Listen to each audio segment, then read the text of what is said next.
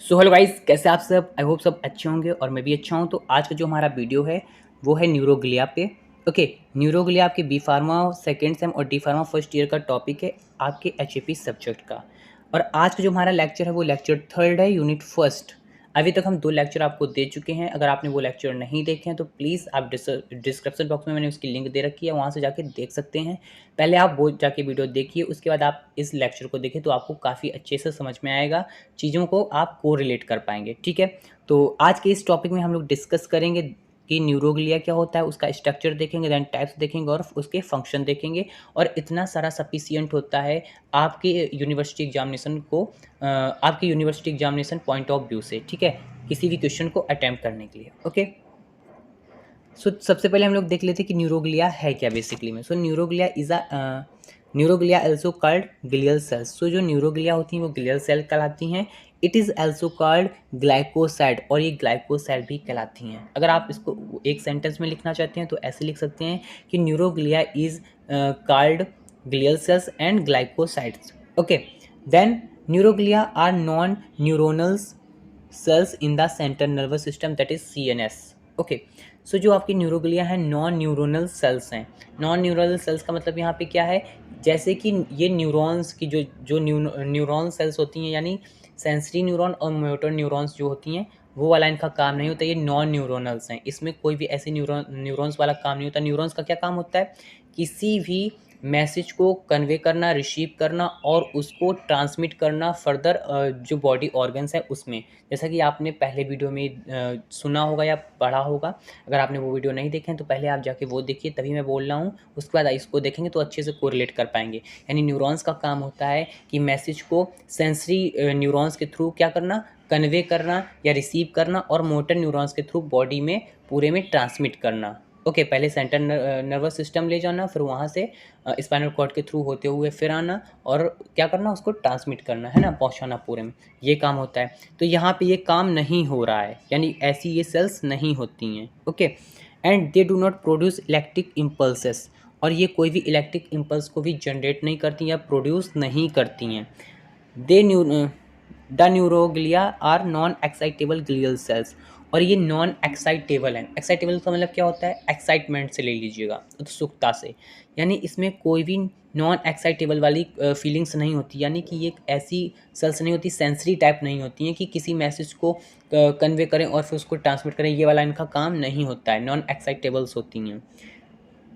They are primary supporting cells of neurons in CNS। ये क्या होता है, प्राइमरी सपोर्टिंग्स होती हैं, सपोर्टिंग सेल्स होती हैं न्यूरॉन्स की इन CNS में। ओके, इतना तो आप समझ में गए होंगे। और ये देखिए क्या होता है कि ये एक तरीके से ये इसका फंक्शन है, इसमें दिया नहीं, अगर उसको आप ऐड करना चाहते हो तो ऐड कर सकते हो। कि ये क्या करती हैं, नरिशमेंट करती हैं न्यूरॉन्स को।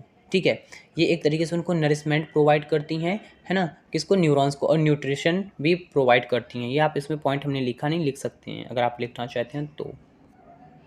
अब इसका स्ट्रक्चर देख लेते हैं, न्यूरोग्लिया का स्ट्रक्चर।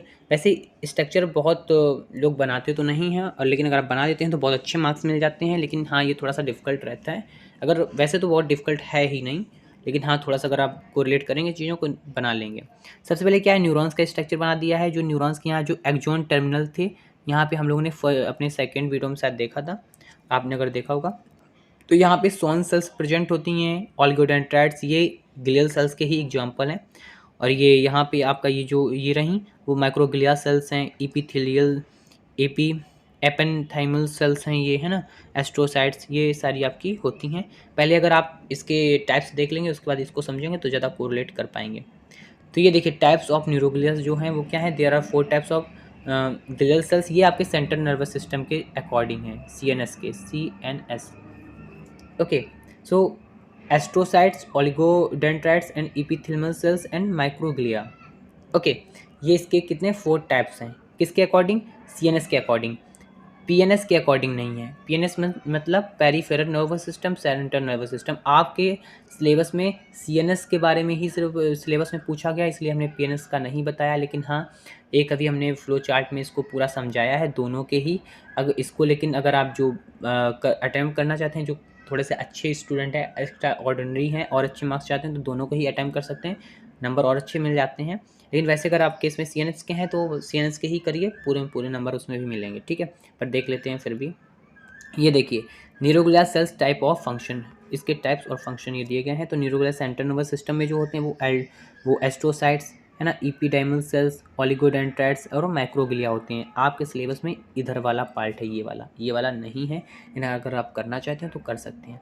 पेरिफेरल नर्वस सिस्टम में आपके क्या होते हैं, स्टेनलाइट सेल्स और स्वान सेल्स, ये होते हैं, ठीक है।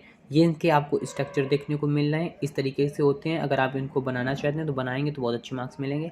अब इसके हम लोग थोड़ा सा फंक्शन देख लेते हैं क्या होता है। तो एस्ट्रोसाइट्स का जो फंक्शन है वो क्या है, maintain body blood brain barrier. ये क्या करता है, ब्लड ब्रेन बैरियर है ना, BBB, ये आता जो है ब्लड ब्रेन बैरियर, उसको मेंटेन करता है। और controlling the level of nourishment around synapse. और क्या करता है, ये नरिशमेंट करता है, यानी किसके लेवल को नरिशमेंट करता है, सिनैप्स के लेवल को नरिशमेंट करता है। और regulation the providing metabolic supports, और मेटाबॉलिक सपोर्ट्स को भी क्या करता है, रेगुलेट करता है, ठीक है। अब इपीथेलमल सेल्स जो होती है उसका क्या काम होता है, लाइन स्पाइनल कॉर्ड। ये एक तरीके से स्पाइनल कॉर्ड में लाइनिंग होती है, ठीक है। जो स्पाइनल कॉर्ड होती है उसमें लाइनिंग होती है, ये आप समझ लीजिएगा। वेंट्रिकल्स ऑफ द ब्रेन, और ये क्या करता है, वेंट्रिकल्स होता है ब्रेन का, ओके।